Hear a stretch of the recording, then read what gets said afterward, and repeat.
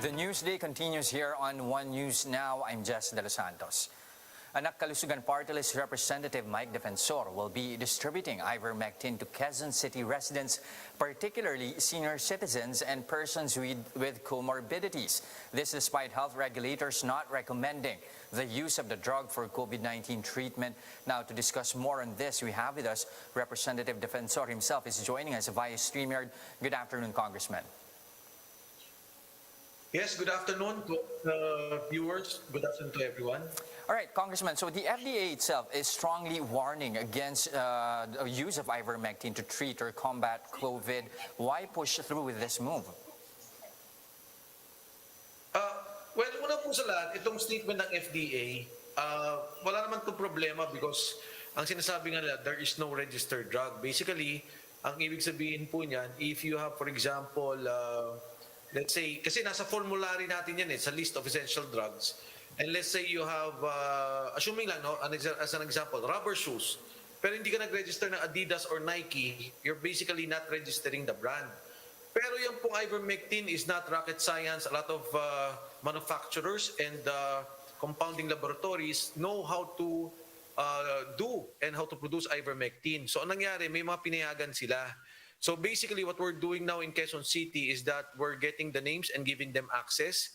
Inaalaw po namin na magkaroon ng process within the FDA process and procedures so that they can have access to ivermectin. So yan po yung ginagawa natin. It's still within the parameters set by FDA. And ako nga, ang appeal ko is that they allow other compounding laboratories so that we have more supplies of ivermectin. Kasi ang mangyayari lang naman, which is what is happening now, a lot of people are smuggling ivermectin from other countries.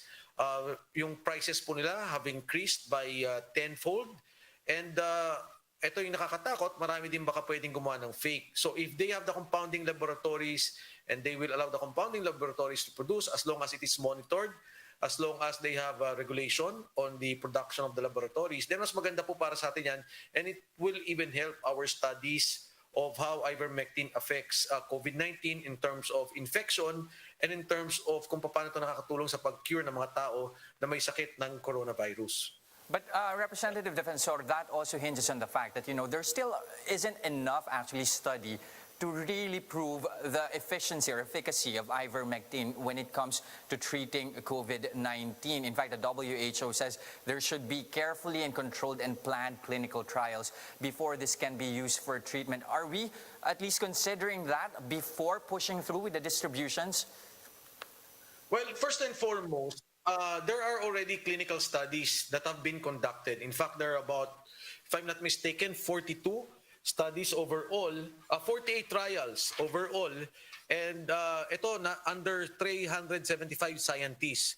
This consists of 15,580 patients. Yan po ay nakapost sa FLCC website and it is also posted in the US FDA National Institutes of Health clinical trials. Published po yan, nakapublic yan. There are journals being written about it on the effect of ivermectin to coronavirus patients. Studies are being made in Australia, sa US, at kung saan-saan pa. Now, the difference is, doon po sa Estados Unidos, sometime in August, the US FDA said, bawal, hindi nyo pwedeng gamitin for those who have COVID-19. Now, after the Homeland Security hearing ni Senator Johnson, wherein Dr. Pierre Corey of FLCCC presented the data, he said what we want is just a review and we would like to sit down with the National Institutes of the National Health Institutes and the FDA to present our data. Doon sa nangyaring yon, ni-reverse ng US FDA at sinabi nila, we are neither for or against. Ngayon, ang nangyari dyan, because they are neither for or against, doctors can still prescribe.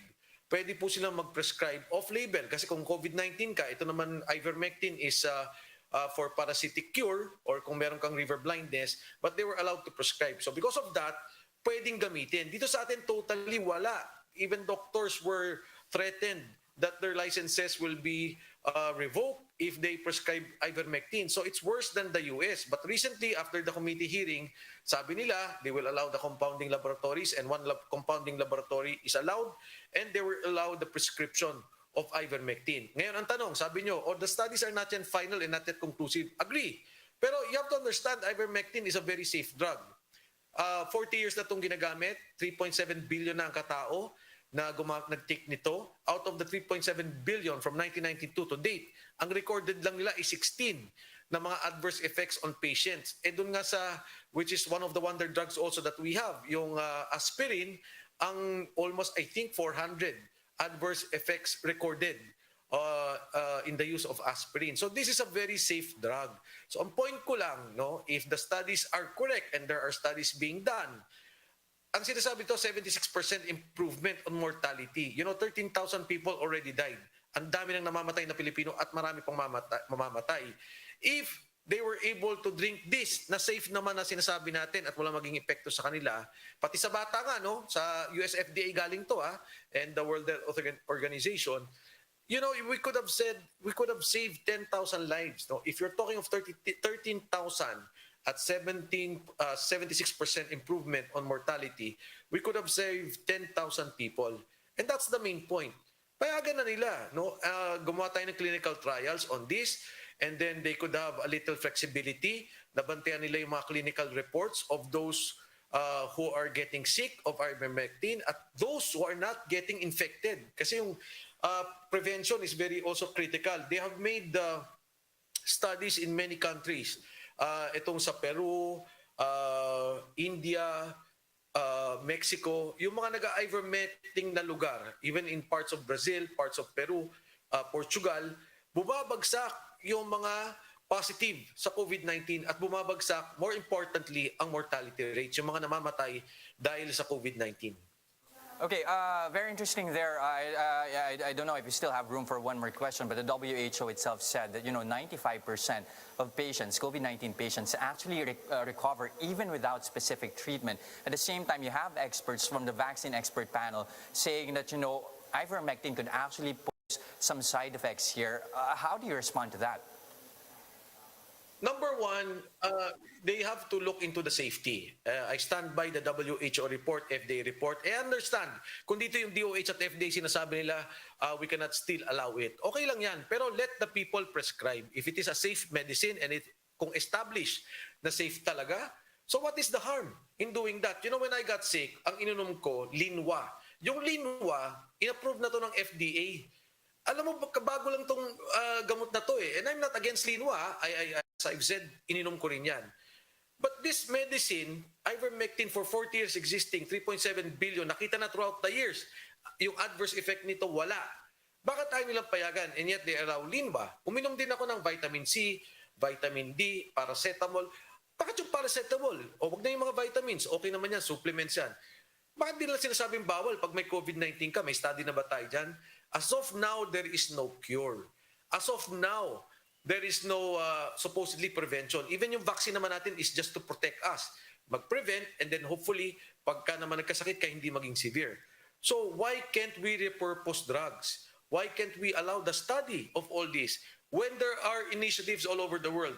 In the US, it's FLCCC. In the UK, it's the board ivermectin recommendation board that they want the use of ivermectin in the UK. Dito sa Australia, pinag-aaralan na yan at ginagamit. In fact, sa Australia nang galing na pinapatay nito ang SARS-CoV virus. Ginagamit din to sa maraming bansa sa South America and Middle East. So what am I saying? Sayang naman, may opportunity at safe. At kung makakatulong sa kababayan natin to, sayang. Ngayon sabi nila, 95% nagagamot. Well and good. Wala namang problema. And hindi naman tayo pinipilit Ang point ko lang, if it is safe and people can avail of it, pagayaan nila magkaroon ng access, at kung gustong uminom, pabayaan nila. At wala naman magiging problema sa ating pangatawan. Again, as I've said, if they will allow so many other medicines, remdesivir, sabi na ng WHO, bawal, dito ginagamit pa rin. Itong Linwa, pinapayagan natin. And so other maraming medications because pandemic and crisis. So they are allowing compassionate use, emergency use. Bakit naman itong isang proven na safe, ayaw nilang payagan? No definite approval yet, of course, from the FDA and the DOH. Thank you very much for your time this afternoon. That was Anak Kalusugan Representative Mike Defensor. And those are the top stories of the hour. Join us later at 2 p.m. as we continue to monitor the day's biggest stories. You can also catch One News on Signal Play. Register for a free account now at www.signalplay.com and stream One News live anytime, anywhere. I am Jess De Los Santos. Mask on, wash hands, and stay safe, Philippines. We are One News.